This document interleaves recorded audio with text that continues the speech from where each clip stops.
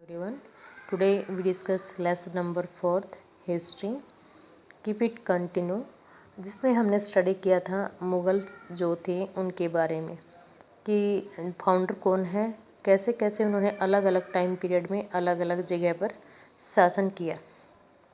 आज जो हम रीड करेंगे उसमें मुग़लों के जो उत्तराधिकारी थे वो कैसे शासक बनते थे, ये हम इसमें रीड करेंगे। मुग़ल ट्रेडिशंस ऑफ सक्सेशन, यानी जो मुग़ल थे उनके उत्तराधिकारी की क्या परंपरा थी, वही कौन शासक बनेगा, ये चीज़। The Mughal did not believe in the rule of primogeniture where the eldest son inherit his father estate, कि जो मुग़लों थे उनका ये विश्वास नहीं था कि जैसे कि हम मान लेते हैं कि जो बड़ा बेटा होगा वही पिता के बाद क्या बनेगा, शासक, बट उनका ऐसा विश्वास नहीं था।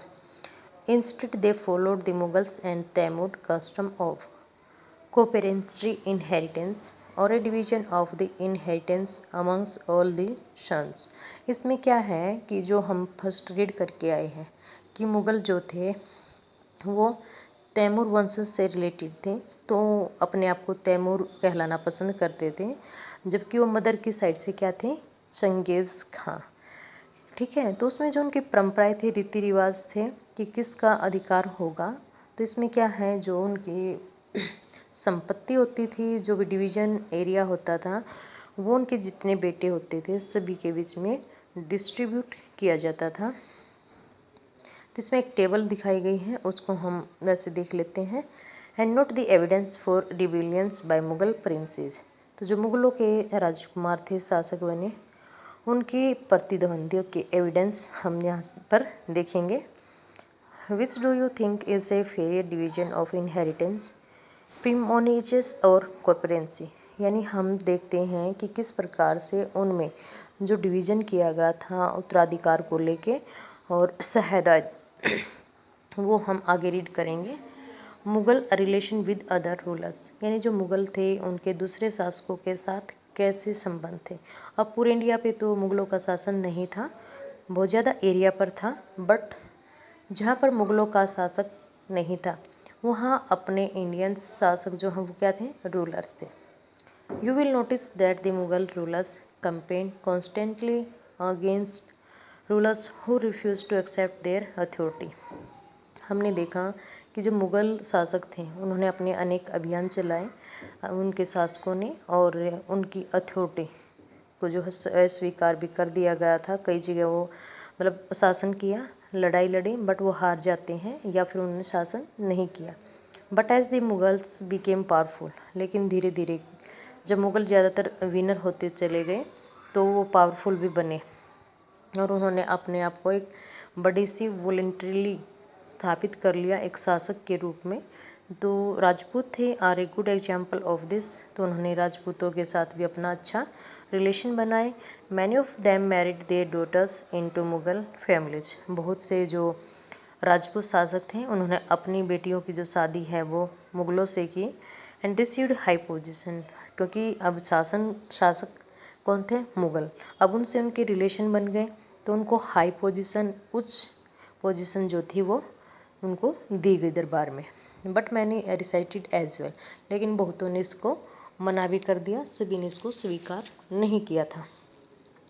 नेक्स्ट है बेटा, this Sisodia Rajput of Mewar refuse to accept Mughal authority for a long time, यानी जो सिसोदिया वंश थे मेवाड़ में, इन्होंने मुग़लों की जो अथॉरिटी थी उसको स्वीकार करने से मना कर दिया। वंस डिफीटेड हाउएवर, वो हार जाते हैं। दे वर हॉनरेबली ट्रीटेड बाय द मुगल्स, और मुग़लों के द्वारा उनको सम्मानपूर्वक व्यवहार किया जाता है। गिवन देयर लैंड, वतन, यानी जो इनका एरिया था, वतन मतलब एरिया जो उनके अंडर में आता था वो वापस दे दिया गया। बैक एज असाइनमेंट वतन जागीर्स, वतन जागीरें भी उनको वापस लौटा दी थी मुग़लों ने। They carefully balanced between defeating but not humiliating their opponent, enabled the Mughals to extend their influence over many kings and chieftains। इस प्रकार से जो मुखिया थे और राजा थे उनके बीच में जो डिफरेंस क्रिएट हुआ वो अपने शासकों के बीच बैलेंस जो है वो स्थापित करने में कामयाब रहते हैं। But it was difficult to keep this balance, लेकिन इस संतुलन को बनाए रखना काफ़ी मुश्किल था उस टाइम पर, क्योंकि आपस में जो राजा हैं वो लड़ते रहते थे अपने साम्राज्य विस्तार के लिए। Note that Aurangzeb insulted Shivaji when he came to accept Mughal authority, यानी जो औरंगजेब हैं इसने शिवाजी की काफ़ी इंसल्ट की थी और मुग़लों की जो अथॉरिटी थी उसको स्वीकार करने के लिए उसको फोर्स किया गया था, बट शिवाजी जो है वो नहीं मानते। Then what the consequence of this insult, और इसके कारण क्या थे, मतलब जो मुग़ल थे इन्होंने शिवाजी को अरेस्ट किया था, अपने किले में बंदी बनाया, बट जो शिवाजी हैं ये काफ़ी स्ट्रॉन्ग थे, बहादुर थे, और ये निकल के वहाँ से चले जाते हैं और अगेंस्ट फिर लड़ते हैं मुग़लों के। अब जो हम रीड करेंगे mansabdar and Jagirdar.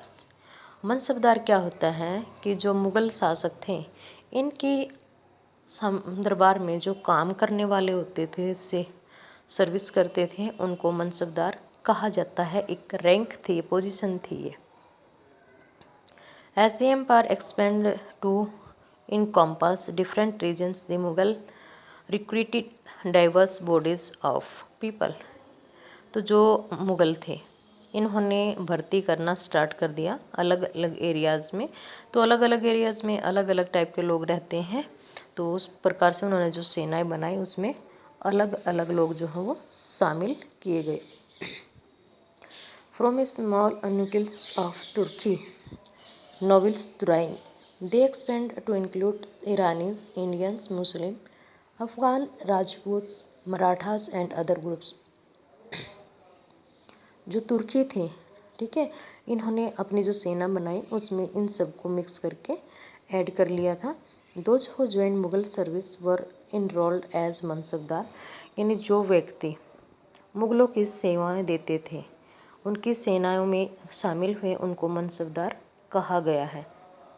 The terms mansabdar refers to an individual who holds a mansab, meaning a position or rank, यानी जो मनसबदार शब्द है ये एक व्यक्तिगत एक ऐसी पोजीशन से हैं या एक रैंक से हैं जो एक व्यक्ति से रिलेटेड है। जैसे कोई पुलिस वाला है, ठीक है, फिर पुलिस में अलग अलग रैंक जो उसको दी जाती है। अब टीचर है, कोई जेबीटी है, कोई बीएड है, कोई पीजीटी है, तो इट मीन्स वो उसको रैंक दिए जाते हैं अलग अलग। It was grading system used by the Mughals to fix, मुग़लों के द्वारा ग्रेडिंग सिस्टम प्रयोग किया जाता था जो फिक्स होता था rank, salary and military responsibility. अब जैसे अपने पीआरटी टीचर हैं उनकी सैलरी फिक्स है, ठीक है, और उनको क्या काम करना है ये भी फिक्स है। तो ऐसे ही मुग़लों ने अपनी सेना में भी रैंक, सैलरी और उनके उत्तरदायित्व निश्चित किए। Rank and salary were determined by a numerical value called zat. Numerical value मतलब किसको कितनी सैलरी दी जाएगी, 1 रैंक, 2 रैंक, 3 रैंक, 4 रैंक, तो ऐसे करके उसको नंबरिंग में काउंट किया गया, उसको जात कहा गया। द हायर द जात the more Prestige was the nobles position in court and the larger his salary, यानी जिसकी पोजीशन जितनी ऊंची होती थी दरबार में उसकी सैलरी उतनी ही ज़्यादा होती थी। The mansabdar military responsibility required him to maintain a specified number of sawar or a कैवलरीमैन। तो जो मनसबदार हैं जब उनको मिलिट्री का उत्तरदायित्व दिया गया तो मिलिट्री बनाने के लिए कुछ उत्तरदायित्व होते थे उनके, कुछ सावर सिपाही होते थे, घुड़सवार होते थे जिनकी नियुक्ति की जाती थी। The mansabdar brought his cavalryman for review, मतलब जैसे भर्ती निकलती है उसमें सैनिक होते हैं, फिर उनका पंजीकरण होता है, फिर उनको जो घोड़े होते हैं जो यूज करते हैं वो काफ़ी ब्रांडेड होते हैं, और receive money to pay them as salary, फिर उनको क्या है सैलरी के रूप में पैसे दिए जाते हैं। जो आजकल भी हम जैसे जॉब करते हैं तो हमें भी ये सारी प्रोसेस ही मान के चलो कि हम पहले स्टडी करते हैं, फिर बीएड करते हैं, फिर टेस्ट करते हैं, आफ्टर दैट कहीं भी जॉब करते हैं तो हमें एज ए सैलरी मिलती है। तो mansabdar receive their salaries as revenue assignment called jagir, यानी जो मनसबदार थे उनको जो सैलरी मिलती थी वो रेवेन्यू असाइनमेंट मतलब आय से मिलती थी। जैसे खेती है तो खेती से जो टैक्स आता था इस प्रकार से। विच वर सम वट लाइक इकताज, उसको इकता वर्ड भी यूज़ किया जाता है इसके लिए। But unlike muqti, most mansabdar did not actually reside in और administer their jagirs, they only had right to revenue of their assignment which was collected from them by their servant while they। तो इसमें क्या है कि वो उनको जो सैलरी दी जाती थी उनको राइट था किसका, रिवेन्यू को कलेक्ट करने का, और जो वो रिवेन्यू आय कलेक्ट करते थे उसी हिसाब से उनको जो है सैलरी दी जाती थी। अगर रिवेन्यू ज़्यादा होती है तो सैलरी भी ज़्यादा दी जाती थी, अगर वो कम है तो उनको सैलरी कम दी जाती थी। इस प्रकार से वो प्रभावित होते थे। तो ये मुगलों की क्या था, दरबार में जो प्रशासन चलाया जाता था उसको अच्छे से चलाने का एक तरीका, एक मेथड आप कह सकते हो। Okay, thank you, have a nice day.